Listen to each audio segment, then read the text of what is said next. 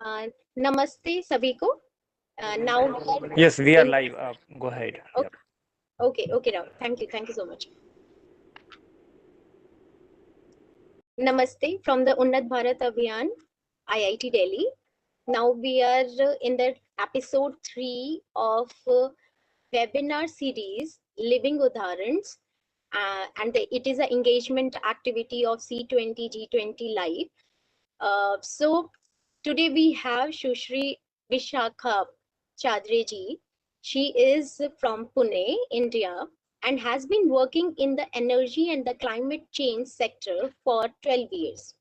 She has personal experience using green fuels for cooking and enjoys introducing people to alternative cooking fuels.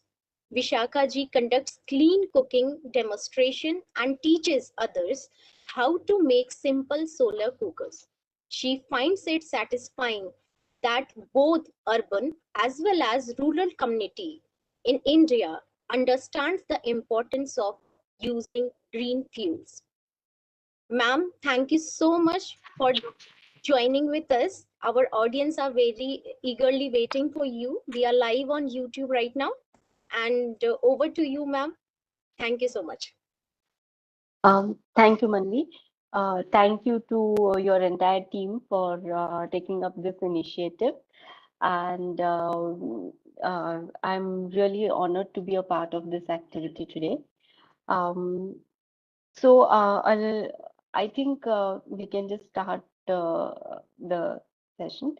So there's a small video that we'll be playing right now, which kind of talks about what I do, and then we can have a talk around that, and then maybe we can have some questions. Manvi, can someone please play that video? Sure, ma'am. Sure. Yeah, thank you. Thank you.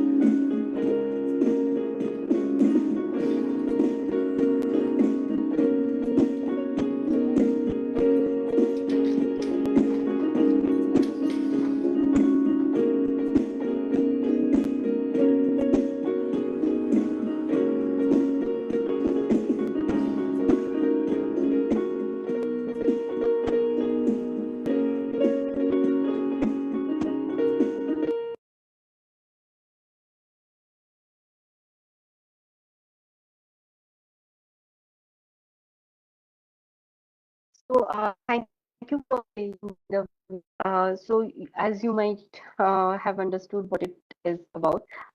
So my kitchen is LPG free kitchen, where I do not have the connection for LPG.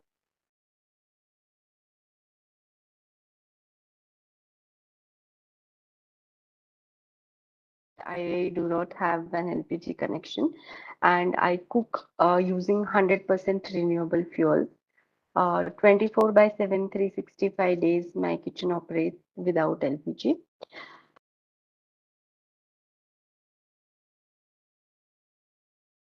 Ma'am, your mic is muted. Sorry. Thank you. Uh, okay, great. I was saying that as you might have seen, what this is about. This is about cooking with renewable fuels completely. My kitchen is not having LPG connection. I'm not having any LPG connection at all. So, not that I use one or two bottles of cylinder in a year or so, like that, nothing like that. I just don't have the LPG connection at all. I cook using only renewable fuels, and 24 by 7, 365 days, my kitchen operates without LPG. I live in a semi-urban area in Pune, which is under the Pune Municipal Corporation uh, premises. So, very much an urban setting. So the thing is that the idea of promoting this is that when we talk about solar energy, or when we talk about biogas, the first thing that comes to our mind is that, oh, wo to gaon ke liye hai. That is meant for rural areas, but that's not true. Anyone who wants to reduce their carbon footprint for their kitchen can easily switch on to renewable sources of energy. And my vision is that, everyone who cooks food should be able to cook at least one meal using renewable energy. How it all started. So, by education, I'm an electrical engineer, and so while I was studying, I've studied in my course about solar energy, about renewable energy, and my final year project and seminar, as every engineering student has to go through that drill, was selected by choice for solar energy. And it was pretty much pre-decided that I wanted to work in this sector. So I uh, did a couple of internships with solar companies. And one of the solar companies gifted me my first internship reward. And that is when I was introduced to the world of cooking and to the world of solar cooking. So slowly, I started enjoying the process. My family also supported. They too started liking the food cooked on solar and cookers, the taste, the texture, everything. They really liked it, and we could do a variety of dishes on using solar cookers. Um, so then. While I changed many jobs and worked with many national and international agencies in the sector of climate and energy, this this solar cooking thing still stayed with me. And I often wondered that, it's such a wonderful device, maintenance free. It doesn't have any button, battery, nothing. It's a very, very simple and a robust device. That cooker which I got during my internship, I'm still using it after so many years. So, it's a very robust device, very less maintenance is required. Then the question was, why are not many people using it? If you even think of people who are living in apartments, right now, out of the total population of India, only around 20 to 30% of people are living in apartments, that is in flats.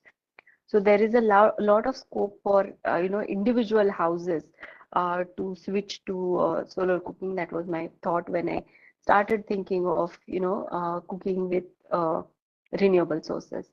As my interest progressed, I started looking out for more models of solar cookers, more designs. What has been the advancement in this technology? How is this sector progressing? And I kept on collecting different models of solar cookers. And while I was doing this, I was also introduced to other renewable sources of cooking. So I came across this biogas system which works on our kitchen waste. So when we say biogas, we might feel that, oh, that is gobar gas that requires, lot of and you need to have a lot of cattle, and only then we will be able to use biogas. So how can we do that in our settings, that is in urban settings, if we don't have cattle here? That I came across this wonderful technology which uses our kitchen waste like vegetable peels, um, leftover dal, rice, whatever it is left in the kitchen. You can use it in the biogas and generate your own fuel. Uh, so we set up one system of biogas, a very compact and a very small system, and we generate biogas which serves us for like 2 hours every day, which is good enough for cooking enough meals for us throughout that day. And then this system also gives out a slurry, which we either use it in our garden or we sell it off to nursery. So now our biogas system also helps us to earn some money, and not we are not paying for the costly cylinder to anyone. We are not dependent on the fuel that has been imported from somewhere else, but we are generating our own fuel. So companies like some sandwich company says that we make our own bread. So we are saying that we make our own fuel. All the fuel is generated in house. Then I was introduced to biochar. And what biochar is basically the fuel which we are generating from garden waste. So in urban areas, there is a lot of problem with the garden waste which is available. Many municipal corporations do not want to, address this problem of bio waste. So what they do is they request the societies to compost everything, but composting everything is not possible. So what do we do with that waste? That is the question that is there with a lot of societies. So on one hand, the societies are required to plant trees to maintain the greenery in the urban spaces. At the same time, they also have to deal with a lot of foliage, which goes waste every year. So the biochar process, we make briquettes out of biochar, and we have a cook stove which runs on the biochar briquettes as well. So now we have three types of devices. One is the solar cooker, then we have biogas, and then we have the biochar steam cooker. So using these devices, we can, operate our kitchen 24 by 7, 365 days without LPG. So once I started using these devices, I realized that, we don't really need LPG anymore. So that gave me a sense of, energy independence. That now I don't have to wait for my LPG bottle to come home, and I have to pay that guy for the delivery and for the ever increasing prices of LPG. And this was, so timely it happened to me that on one hand, the electricity prices were increasing. On another hand, every municipal corporation is dealing with the problem of waste management. And all of this has come together so well. And I'm looking forward to replicate, these kitchens as much as possible. And with it, we hit a lot of, our pressing issues like the increasing fuel cost. We are addressing that. We are addressing climate change. We are addressing energy independence. We are addressing reducing the cost of cooking for us. So in my kitchen with my setup, we can feed to up to 30 people without LPG. So I can cook for 30 people easily without LPG. So that is where we are currently right now. So this was something that many people wanted to see, that how does it really operate? Are there any benefits? Are there any challenges in this? How do we address those challenges? What more can be done to make it more accessible to large number of people? How should it be spread out more to people? So all of these things made me think about it, and then I partnered with one of the very well-known physicists, Dr. Priyadarshini Karme, and we formed an LLP called Urja Box, wherein now we conduct the demonstrations and awareness sessions for making your kitchen LPG free and how you can actually become energy independent. And so we are, if even 10% of households become energy independent like this, we are going to save a lot of cost for ourselves and import costs for the country as well. So where on one hand where the government is saving, say, requesting people to give up subsidy, we have designed a way where we are giving up the LPG itself, so that we become energy independent, and the 85% of our LPG is actually imported.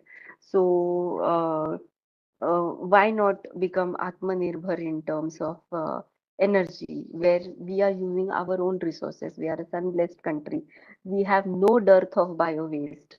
There is a lot of bio-waste that is available for us to recycle as fuel in different ways. So, these are the things that have actually shaped our thinking about the work that we are doing.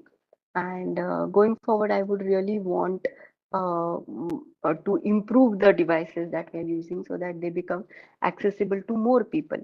Right now, there can be space limitations. There can be limitations where not everyone gets enough sunlight, or not everyone knows how to use biochar. So the three things which we have realized is, one is awareness.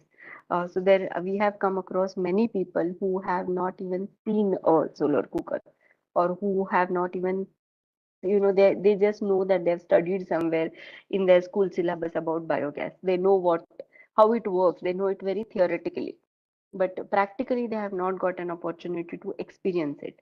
So we have created that experience now where people can come and visit us, see, have a meal, taste the food that gets cooked on it, and decide for themselves, what is really important for you.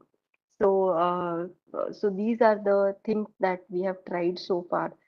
We are also looking at food processing, like we can, so on our cooking devices, we can do all the cooking processes: baking, boiling, roasting, steaming, sauteing, everything, simmering, everything can be managed on our devices.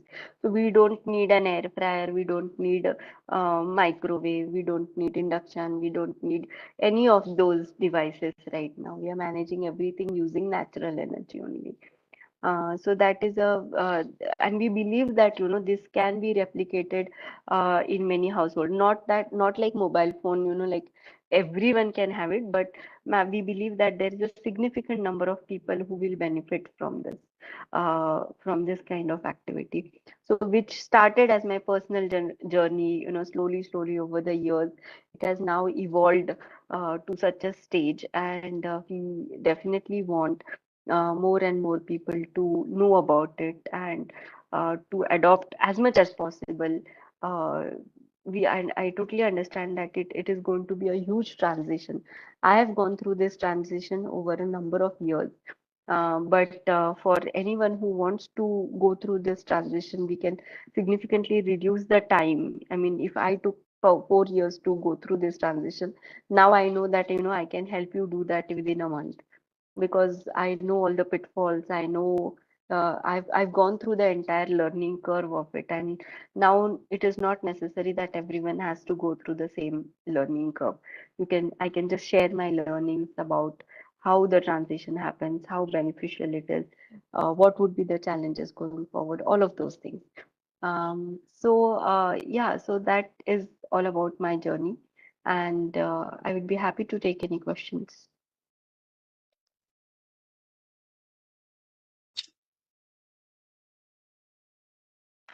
Thank you, ma'am. Thank you so much.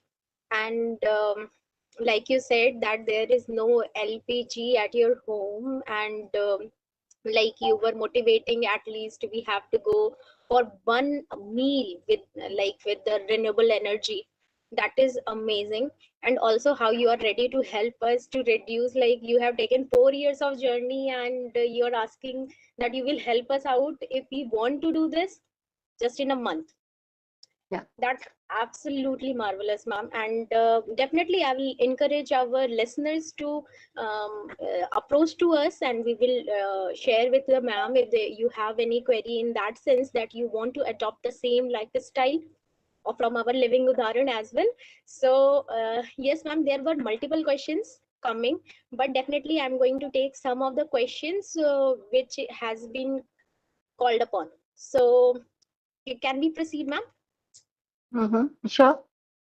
Okay, ma'am.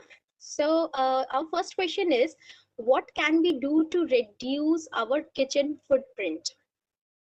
Yeah, so to reduce the kitchen footprint, obviously, first and foremost, you can do a simple kitchen audit of yours and Yeah. see how much electricity is being used, how many cylinders you are using, are you using all the devices efficiently, Okay. are there any energy leaks? I've seen people who install a AC in their kitchen, and Uh, that is a very wrong place to install a right, AC. right, Yeah, right. so anyone who's studying a bit of energy conservation technically also will know that it is such a wrong place to have an AC Yeah, yeah, installed. definitely. And so are you using your devices efficiently? How many electrical devices do you have in your kitchen?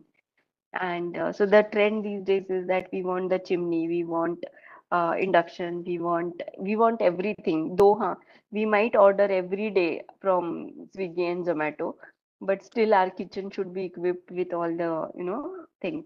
So the Definitely. basic, I would say that start from kitchen audit. Uh, and once you start with kitchen audit, then perhaps you will realize where you want to cut down on your carbon footprint for the kitchen in terms of electricity.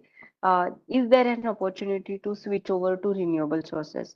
Can Okay. you do the lighting on solar, just the kitchen lighting? Can Yeah. you do the reheating? Can you reduce the reheating of food? Is it possible to use efficient cooking methods where you're not wasting too much of LPG? Right, right. Or yeah, that kind of things you can start with kitchen audit basically is the Yeah, thing that to start with. definitely, ma'am. So, do we have any kind of training that you provide or something like this? Yes. Yes. Okay. So we conduct a lot of trainings, right from make your own solar cooker to Okay. yeah. So we have a lot of trainings where we conduct online sessions also, and we conduct in-person sessions also.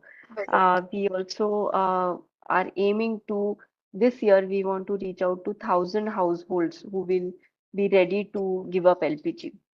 Oh, Okay. wow. So Amazing. yeah, so we are just trying to, work with those households. So yeah, a lot of whatever awareness you want about switching or reducing your, LPG usage.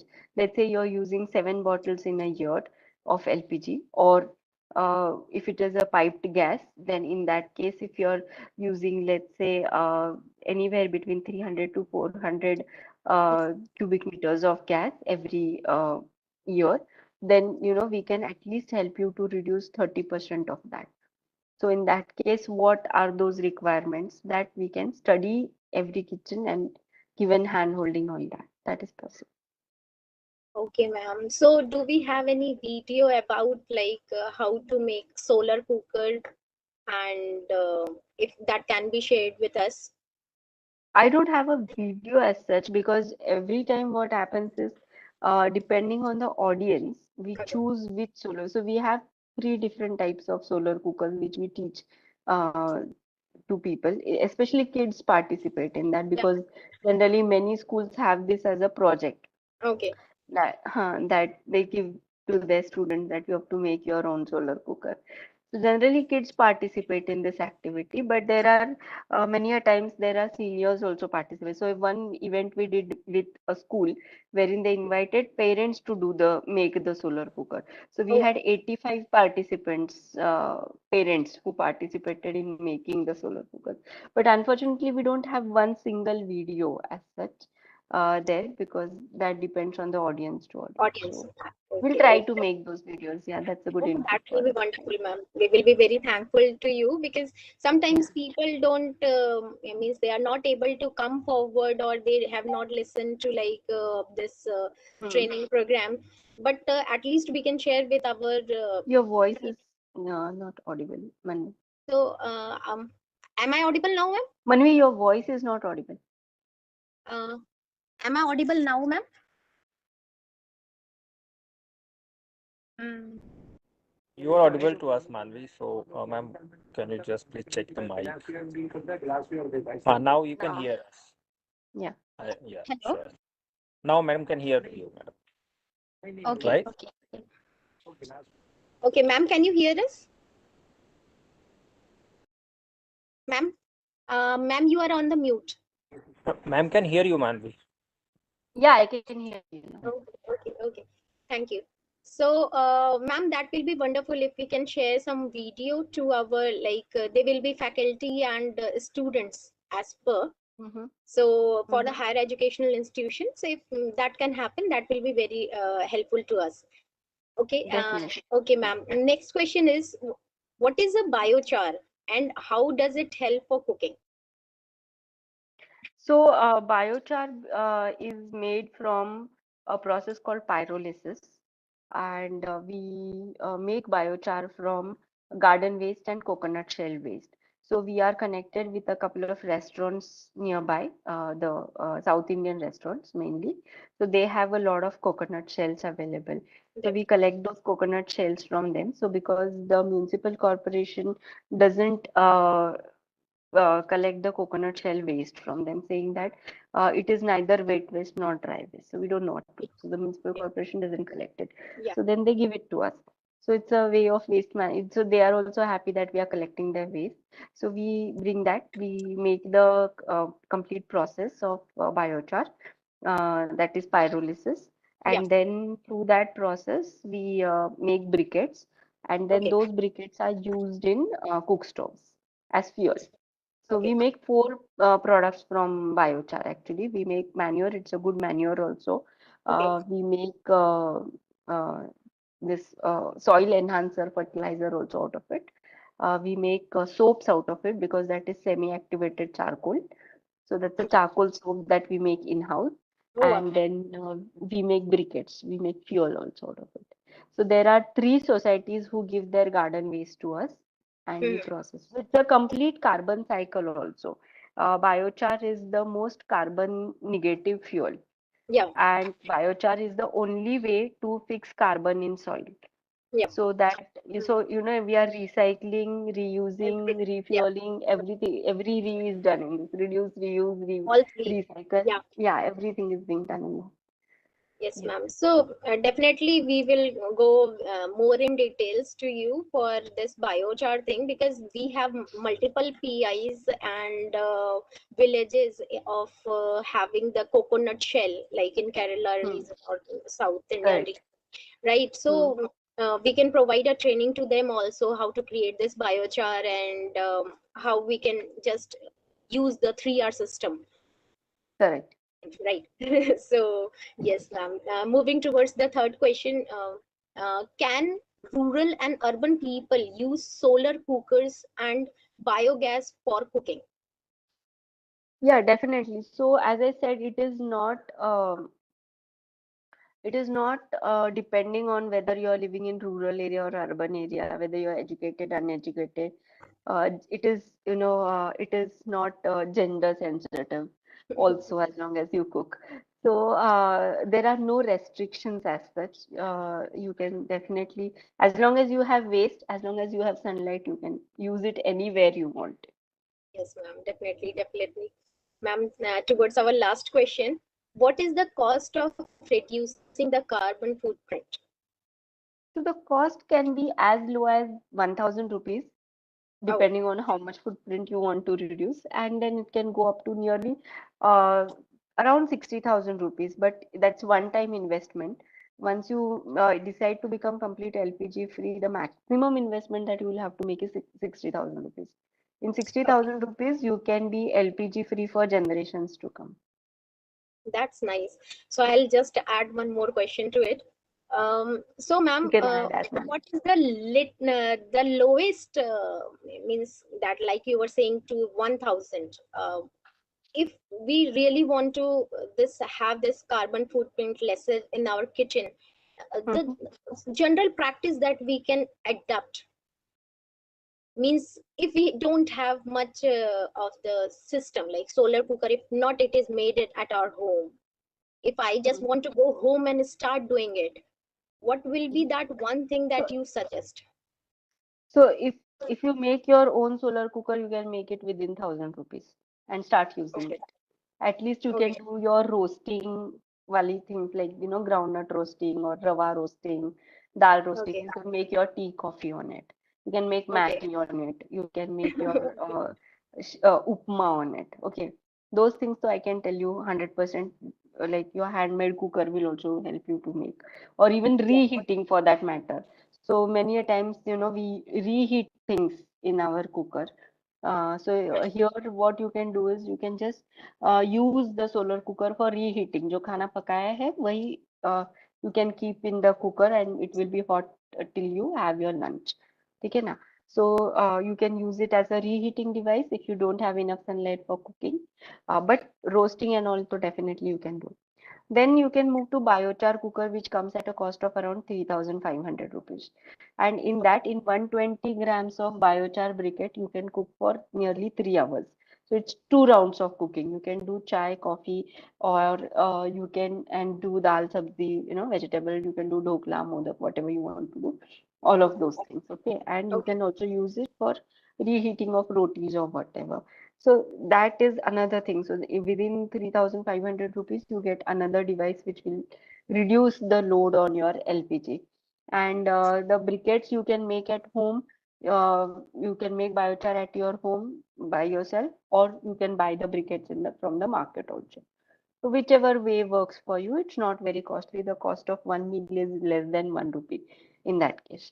So Okay. that is how you can start. And then biogas, if you have space, if 3 or 4 houses together want to set up a shared biogas plant, Hmm. you can do sharing of these devices also within 2, 3 houses. Let's say some of your neighborhood has a good space with good sunlight. You can share the cookers with them, wherein occasionally you can do your jams, pickles, baking cakes. So we bake the cakes which we bake on our solar cooker, especially the tube cooker.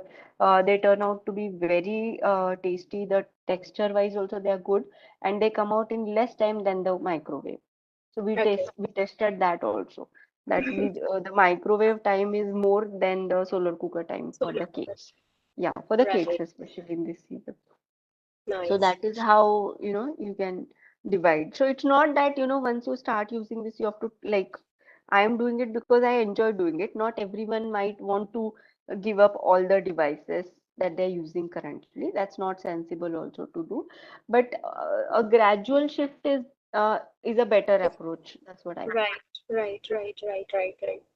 So yeah, this was like really enlightening for us, ma'am, and definitely our audience are very enthusiastic for towards all these things, and we will be waiting for that particular training thing. If they want to take, we will just encourage them, especially for biochar also, for the reasons where there are more coconut shells waste.